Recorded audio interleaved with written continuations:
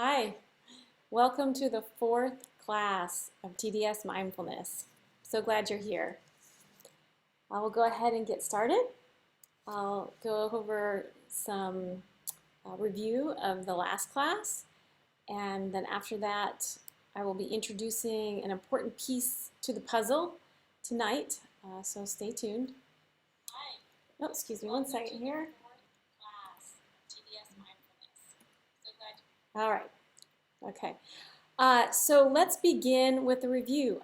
Last time we talked about the teaching, we are meant to grow into perfect relationships with all beings, great and small. And when we say great and small, this isn't about size, this is about importance. To grow into perfect relationships with the people that are extremely important to you, as well as grow into these perfect relationships with people that seem less significant. And these relationships improve equally across the board. Your practice does not discriminate. It affects all relationships in your realm. And with all beings, great and small, these beings are not only people, but all that exists, all that bees. When we practice TSD mindfulness, our relationships change because we are learning how to better dwell in our hearts. We are more conscious of what we need, and so in these relationships we're more confident to set boundaries. That's one of the great benefits. When we move our consciousness into our heart, we are able to become more vulnerable in these relationships as well, and we can feel more genuine feelings, and we can express these feelings. Really important to these perfect relationships. Then we also talked about last time the teaching logic and survival instinct cannot wholeheartedly be trusted. Despite the benefits of logic, despite the benefits of instinct, logic and instinct are not usually effective ways to approach relationships. So to genuinely improve relationships, we need to move away from using logic and move away from trusting our instinct to guide us. And the chief reason for letting go of our logic and our instinct while practicing TSD mindfulness is to move our consciousness into our hearts. Our hearts are not driven by logic, and they're not driven by instinct. Therefore, we're not fully in our hearts if we are operating or using these approaches. We're using logic and we're using instinct. Logic is not bound to support our highest interest. Logic is not synonymous with good. So that's some of the things that we talked about last time. So tonight we're going to go ahead and talk about the next teaching. It's the second teaching on trust. So in that second tier of teachings, there's the two lists of two. The second list is the list on trust. And so that first item was that logic and instinct cannot wholeheartedly be trusted. And then tonight, the teaching is divine flow can be wholeheartedly trusted. A flowing river is often referenced by many spiritual teachers. And this could be one and the same as this divine flow that I'm going to be talking about with TSD mindfulness. Christians refer to living water, which represents an eternal nourishment, giving humans a sensation of complete fulfillment. And Buddhists refer to a river upon which our thoughts flow into our minds and out of our minds, and they use this river to describe non-attachment and this peace. People who partake in hallucinogenic substances during spiritual ceremony will often refer to a river as well as a stream of energy which supports all that exists. So when practicing TSD mindfulness, we can experience divine flow in a variety of ways. And what divine flow looks like for one person might look completely different for another person. So we just need to be open about how that looks in our lives. But I'll give you some examples that will help you. A warm sensation in the heart area, a warm movement, that can be a sign of divine flow moving through you. Someone might feel moved to do something that they know is the exact right thing to do, but it might not be exactly what they would decide to do on their own. And so it's something that's not logically that they put together. It's not driven by their instinct, but by this divine force instead. So that might be another example of noticing this divine flow in your life. Perhaps you've at some point have felt this force like swoop you up and made you take a certain action, really supported you to take this certain action. So that would be an example. When we allow divine flow to guide us, we are integrated and whole. We are centered. We are connected to a strong driving force. So I'll say that again. When we are allowing divine flow to guide us, we are integrated. When we're allowing divine flow to guide us, we are whole, we are centered, and we are connected to this driving force. Divine flow can wholeheartable be trusted. You can rely on it all of the time, not just some of the time, like logic and instinct. It's always trustable, trustworthy. Logic is sometimes correct and sometimes it's not. Instinct is sometimes valuable and sometimes it's not. Divine flow is always correct and it's always valuable. We purposely open up to divine flow by taming our mind, our mental field, by soothing our gut field, and by dwelling in our hearts. Sound familiar? That's the big part of TST mindfulness practice. So to connect with this divine flow, it helps to concentrate on that dwelling in your heart. That's one thing that will help us experience that. It also helps to wait for clarity. And another thing that helps us is to trust the timing of the flow of events. So it's this concentrating, waiting, and trusting. So I'd like to talk about will. So let's talk about how will plays a role in our concentration, in our waiting, and in our trusting. Because our will is what we can control, right? So let's focus on that. Like what about this process can we really influence and control?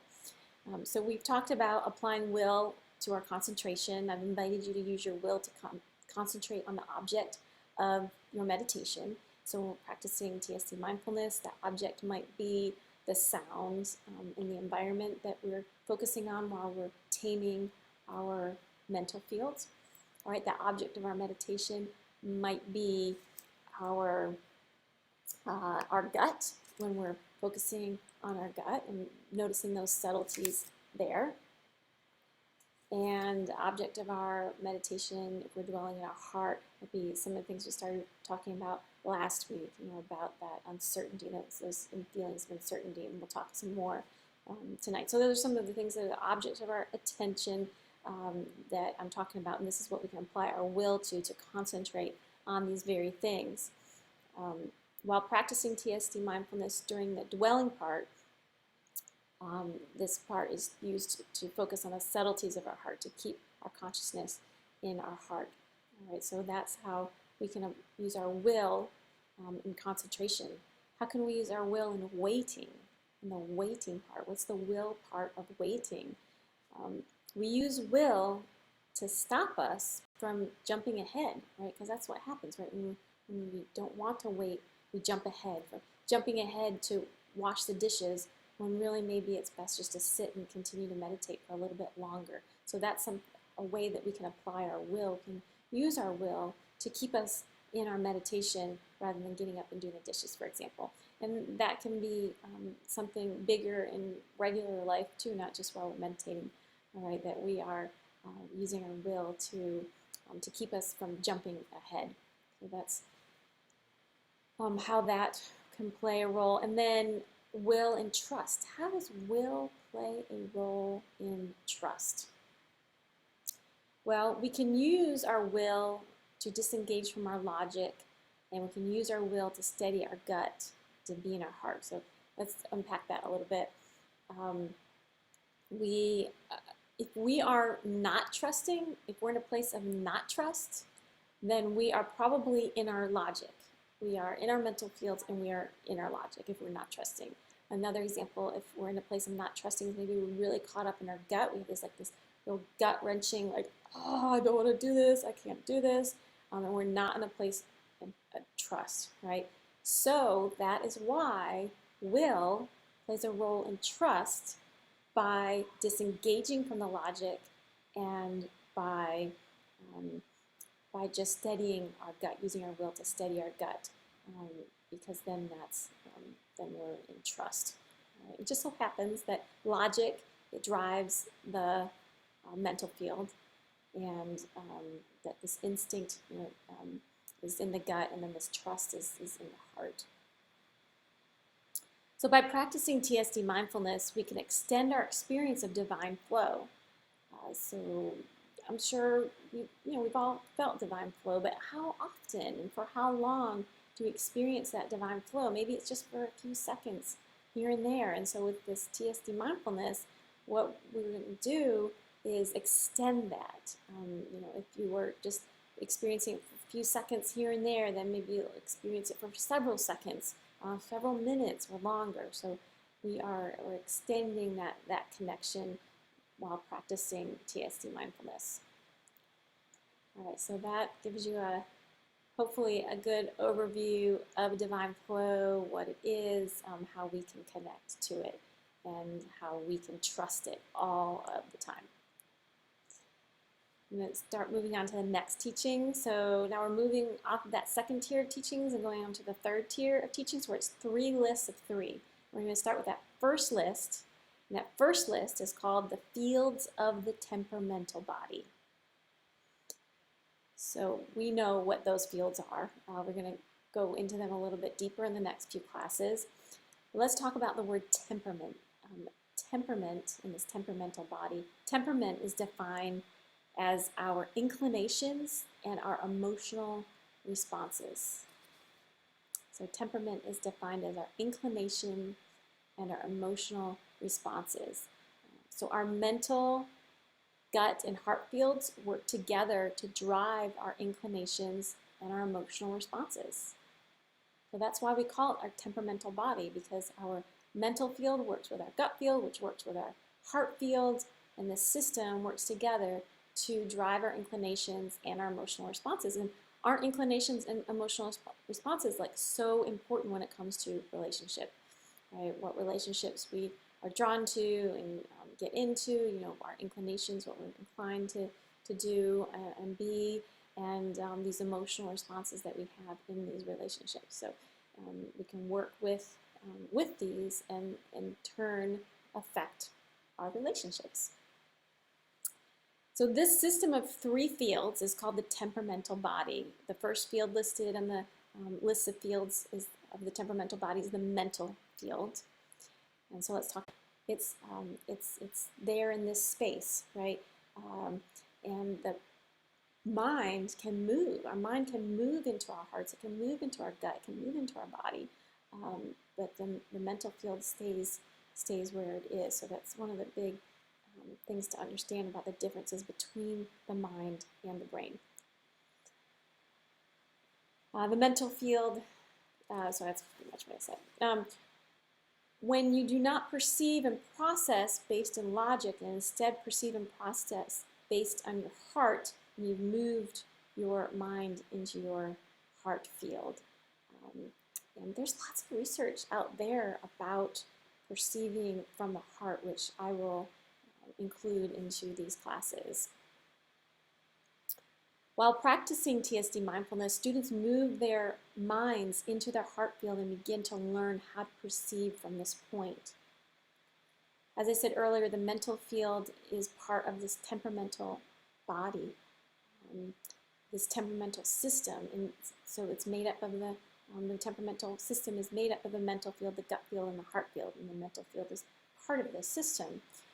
But the mental field is a system within itself as well. And I've said earlier that your spiritual practice, it's good if you have a spiritual practice that addresses will, because we have will. So it would be good if our spiritual practice helped us discern when and how to use our will, right? Another thing that I think is important for a spiritual practice is to address systems, because systems are everywhere. They're absolutely everywhere. And when you look at your own spiritual practice, the teachings might not use the word system, and that's fine, but you can just kind of take a look at how does your spiritual practice address the systems within you, around you, spiritual systems, and so forth. So getting back to the mental field as its own system. So the mental field is its own system made up of beliefs, made up of mental emotions as opposed to heart emotions, which we'll talk about in another class. It's also made up of creative ideas and desires and more, but these are some of the things that are part of the system of the mental field: beliefs, mental emotions, creative ideas, and desires. And these aspects work together to function as a system. In the traditional mindfulness practice, what it does is it guides us to become more aware of these aspects of this system, of this mental field system, right? And it leads us to still this part of our consciousness. But what's different with the TSD mindfulness is that it guides us to also become aware of the system of our gut and the system of our heart in a more explicit way, right? There might be some indirect things going on with traditional mindfulness with the heart and gut, but just really explicitly, the TSD mindfulness really explicitly addresses the mental field as well as the gut field and the heart field, and how they work together and their relationships. So the mental field in conjunction with the gut field and heart field drives our behavior and our relationships with the people and the things in our lives. I'll say that again: the mental field in conjunction with the gut field and heart field drives our behavior and our relationships with the people and the things in our lives. So that's going back to that definition of temperament. Temperament drives our inclinations and our emotional responses. Right, well, so that concludes that teaching. We're actually going to go ahead and start talking about the meditation and some of those techniques that we use in the meditation. So we're moving more into that technical part of the class. It's in the past, so just to review a little bit, I have led you through these meditations and asked you to take a step back and to notice that part of your consciousness that drives your attention, that directs your attention. And so I want to talk about that in a little bit more detail tonight. It's not really part of our culture to address this part of our consciousness, right? This part of our consciousness that directs our attention. So we don't have the vocabulary, the language to describe this. It's very abstract. And that's one of the reasons it's abstract, because of our culture, because of the lack of language to describe it, lack of our culture speaking about it and making reference to it. So it's abstract, but it's a real thing nonetheless. Even though it's not something that we talk about here and there, it's a real thing. And so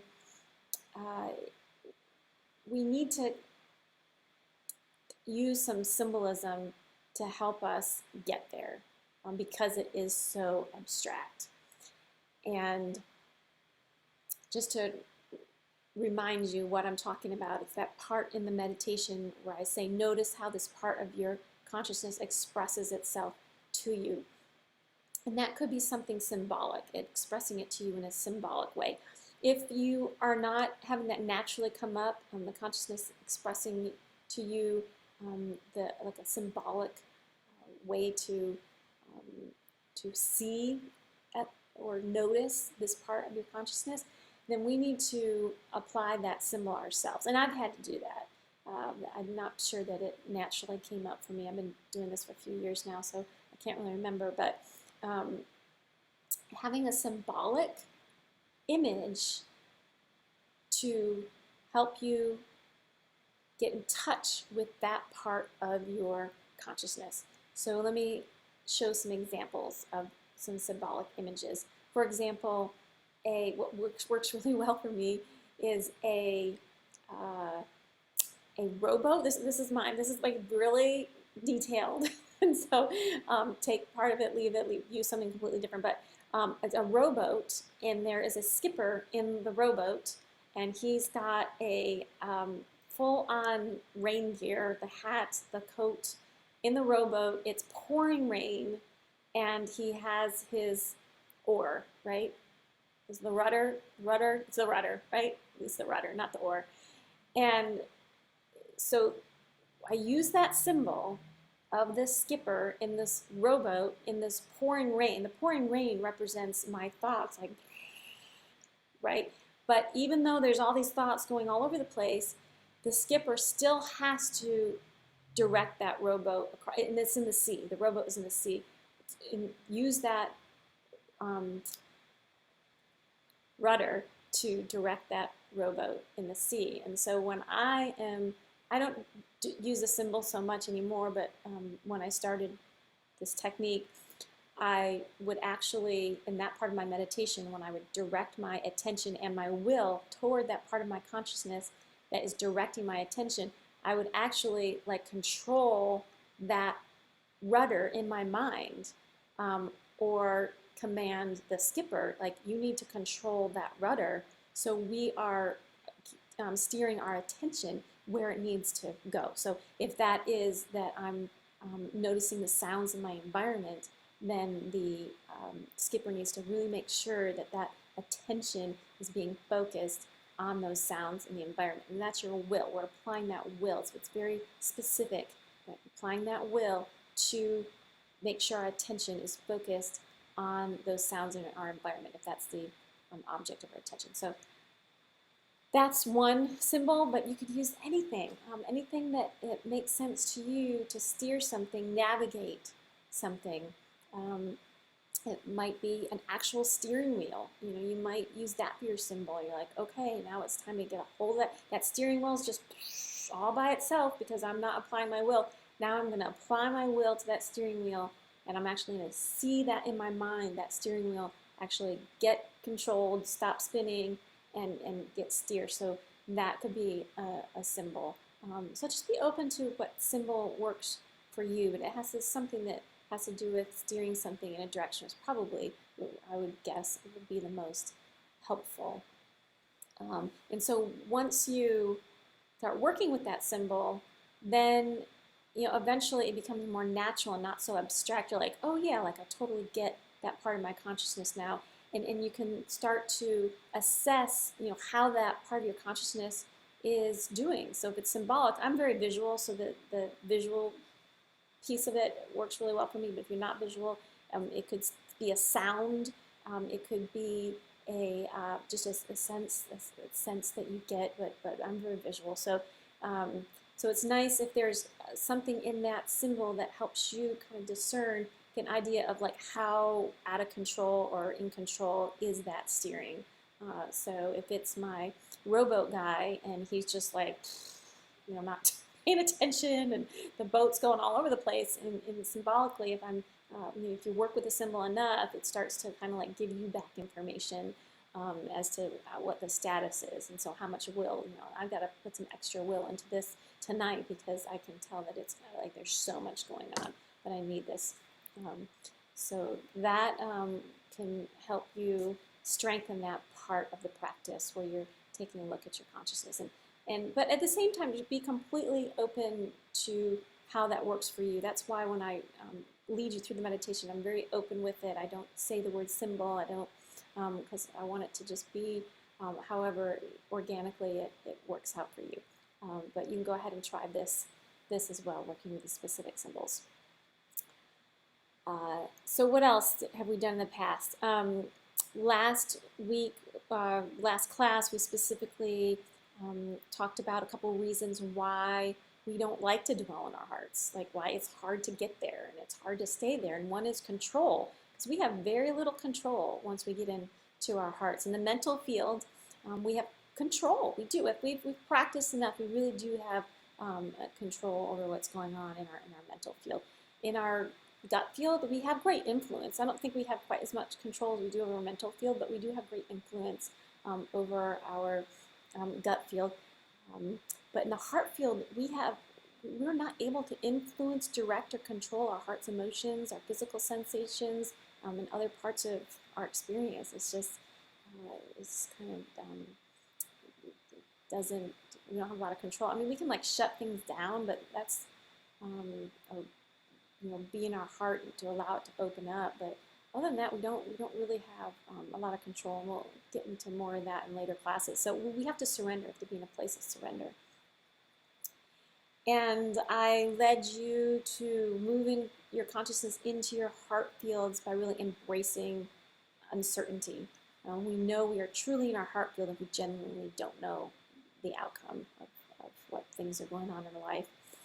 I also talked about possible emotions that might come up that are rooted in trauma. This is part of the healing process, right? And then emotions that are rooted in joy is part of the joyful experience. So in the heart, we have the healing process and we have the joyful experience, both living there together. Joy